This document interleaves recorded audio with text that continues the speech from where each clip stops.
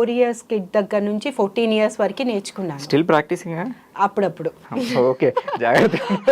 Okay, so అలా చేసుకుంటూ వస్తే లేడీ ఫైటర్స్ కావాలంట, నీకు ఏమైనా ఇంట్రెస్ట్ ఉందా అంటే సరే ఒకసారి పంపించు అంటే వాళ్ళు కాల్ చేశారు, వెళ్ళాను.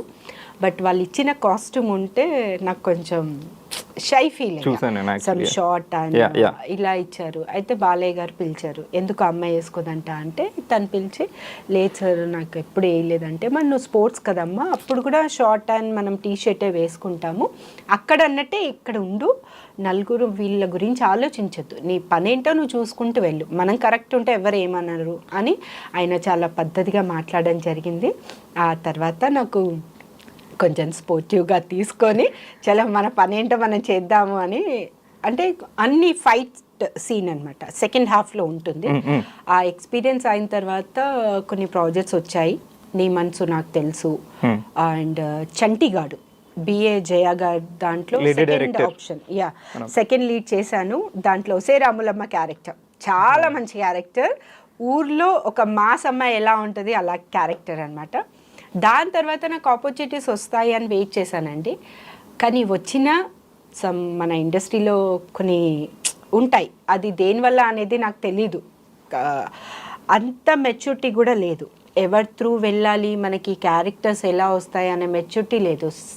స్టిల్ 17-18 ఇయర్స్లో మన ఊరు నుంచి సిటీకి వచ్చి ఎవరితో మాట్లాడాలో కూడా తెలియని పరిస్థితి. సో మంచి వచ్చి మంచి చేసుకున్నవే మనకి అప్పుడు 500 రోజుకి ఇవ్వాలంటేనే ఎక్కువ మూవీస్లో, అలాంటిది పర్ డే 1000 రూపీస్ చేసుకొని అలా చేశాను ఒక 7 to 8 మూవీస్. తేజ గారి మూవీ ధైర్యం మూవీ చేశాను, బీజయ గారిది 2 ప్రాజెక్ట్స్ చేశాను, ప్రేమికులు అండ్ చంటిగాడు 2 చేశాను, కొన్ని చిన్న మూవీస్ చేశాను, బట్ అంత గుర్తింపు రాలేదు. 2006లో నాకు సీరియల్స్ వచ్చాయి, మా ఇంటి Mahalakshmi Gemini project, Chennai project అది. సో దాంట్లో జనరేషన్ చేంజ్లో మోడర్న్ క్యారెక్టర్ అన్నమాట, హీరోయిన్. సో ఆ ప్రాజెక్ట్ తర్వాత ఫర్దర్గా అన్ని వస్తూనే ఉన్నాయి, బట్ మొగల్ రేకులు అంత ఫేమ్ అయితే ఏ సీరియల్ రాదు, కానీ ఇప్పుడు కూడా రాదనుకుంటా. అలాంటి చరిత్ర అనేది కమింగ్ అప్ సీరియల్స్లో కూడా రాదనుకుంటా. అంటే అట్లాంటి సీరియల్ ఇప్పటి వరకు రాలేదు. ఐ మీన్ అంత రేటింగ్ టీఆర్పీలో 20+ ఇప్పటి వరకు ఏ సీరియల్ టచ్ చేయలేదు దాని తర్వాత కూడా. సో అలాంటి క్యారెక్టర్ కూడా మళ్ళీ నా బుద్ధ నా భవిష్యత్తేనేమో రాదు. అంటే నాలాంటి గెటప్ ఇప్పుడున్న జనరేషన్ సీరియల్స్కి చేస్తున్నారు, బట్ ఆ పని మనిషి ఎలా ఉంటుంది, ఈవెన్ లిప్స్టిక్ కానీ కాజల్ ఒకటే పెడుతుంది, పల్లెటూరు అమ్మాయిలు అందరూ చూడండి నల్ల కాటికి ఒక్కటే పెడతారు, వేరేది ఏం పెట్టరు, కమ్మలు కూడా చిన్నది, ఒక మెళ్ళో ఉంటే చైన్ ఉంటే ఉండొచ్చు ఉండకపోవచ్చు, నాది ఈవెన్ ఆ బ్లాక్ తాడు గోల్డ్ లాకెట్ కాదు, అది సాయిబాబాది ప్లాస్టిక్ లో ఉంటుంది, ఆ లాకెట్ వేయించారు. ఆ లాకెట్ నాకు దొరకకపోతే పక్కన సాయిబాబా టెంపుల్ ఉంది, నేను కృష్ణకాంత్ పార్క్ దగ్గర ఉండేదాన్ని ఆ ప్రాజెక్ట్ చేసేటప్పుడు. ఆ తర్వాత నేను అత్తాపూర్కి షిఫ్ట్ అవ్వడం జరిగింది, ఎందుకంటే ఎటు వెళ్ళినా నన్ను గుర్తుపట్టేస్తున్నారు.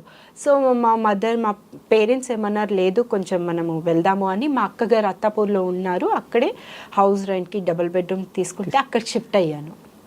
సో అలాంటి క్యారెక్టర్, అలాంటి కాస్ట్యూమ్స్, ఓన్లీ 5 కాస్ట్యూమ్స్ అండి, కంపెనీయే స్పాన్సర్స్ చేసింది. కాస్ట్యూమ్స్ నేను ఇంకా పెట్టుకున్నాను ఇప్పటికి ఫుల్ బ్లౌజ్, ఆ బ్లౌజ్ కి ఆ లంగాకి ఆ ఓణికి మ్యాచింగ్ ఉండదు. ఇప్పుడు అన్ని మ్యాచింగ్ చేస్తున్నారు, బట్ పని మనిషి కాదు, తను హీరోయిన్. ఇప్పుడు ఎప్పుడైనా మీకు ఆ డ్రెస్ వేసుకుని చూసుకోవాలని ఎప్పుడైనా వేసుకుని అంటే నేను ఇంట్లో ఈ ప్రయోగాలు చెయ్యను అసలు. ఇంట్లో ఆఫ్టర్ మ్యారేజ్ తర్వాత హౌస్ వైఫ్ లాగే ఉండాలి, అలానే ఉంటాను, ఏదున్నా సెట్లోనే. అలానట్లేదు, హౌస్ వైఫ్ ఓకే, కానీ మీకు ఒక మెమరీ ఉండిపోద్ది, ఏమో మీ ఫేస్ మాత్రం అంతే క్యూట్ గా ఉందండి. మేబీ పర్సనాలిటీ అంటే డెలివరీ తర్వాత కొంచెం అవన్నీ భద్రంగా కవర్ లో వేసి పెట్టుకున్నాను మంచిగా. ఎప్పుడప్పుడు తీసి చూసుకుంటారా? చెప్పారు కదా చేస్తాను. ఈసారి ఫోటో తీసి, ఇప్పుడు ఇన్స్టాగ్రామ్ ఏం లేవు సోషల్ మీడియాస్, ఈసారి ఇన్స్టాగ్రామ్ తీసుకొని పెట్టండి, ఎగ్జాక్ట్లీ పోస్ట్ శాంతి. మళ్ళీ ఇప్పుడు ఏమన్నా 2 వస్తుంది అనుకుంటారు మీరు, వస్తే ఇంకా హ్యాపీ అండి. అంత టీం ఇప్పుడు గ్యాదర్ అవుతారంటారా?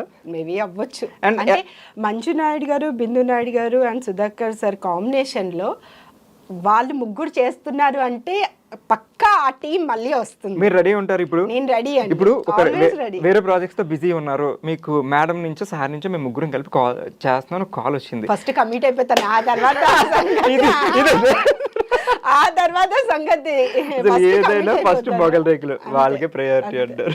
ఇంట్లో ఐ మీన్ మీది మూవీ బ్యాక్గ్రౌండ్ కాదు, ఈ ఆర్టిస్టులు ఎవ్వరు లేదు, బట్ మీరు ఇలా నేను వెళ్తాను అన్నప్పుడు మీ పేరెంట్స్ ఓకే చెప్పడం మా డాడీ వద్దన్నారు, మమ్మీ సపోర్ట్ చేశారు, మా అక్కగారు కూడా సపోర్ట్ చేశారు. అంటే మా డాడీ గారు ఏమన్నారు అంటే ఎలా ఉంటుంది మనకు తెలీదు ఆ సర్కిల్ ఏంటి అనేది.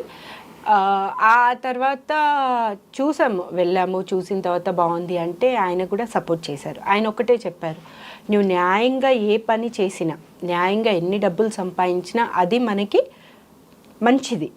కానీ అంటే ప్రతి ఒక్క దాంట్లో రాంగ్ వేస్ ఉన్నాయండి, అది వాళ్ళ చాయిస్, అది ఎవరి చాయిస్ వాళ్ళది. కానీ కొంతమంది కావాలని చేయరు, కొంతమంది చెయ్యాలి అని కూడా చేయరు. అలాంటిది ఆయన ఒక్కడే చెప్పారు, ఏదున్నా న్యాయంగా వెళ్ళి చేయమ్మా, నువ్వు సంపాదించేది 100 రూపాయలైనా 10 రూపాయలైనా న్యాయంగా సంపాదించేది నువ్వు తినేదానికి న్యాయం చేస్తుంది అని చెప్పారు. సూపర్, మంచి డాడీ. సో వెళ్ళే వరకు వద్దన్నారు కానీ వెళ్ళాక మీ వే చూసి అంత నచ్చింది. సో ఈ మొగల్ రేగుతో మీకు వచ్చిన ఫేమ్ మీరు బాగా ఎంజాయ్ చేశారు. సో ఆ ఫేమ్ కి మీ డాడీ ఎలా ఎంజాయ్ చేశారు? చాలా 8:30 వస్తుందంటే 8 o'clock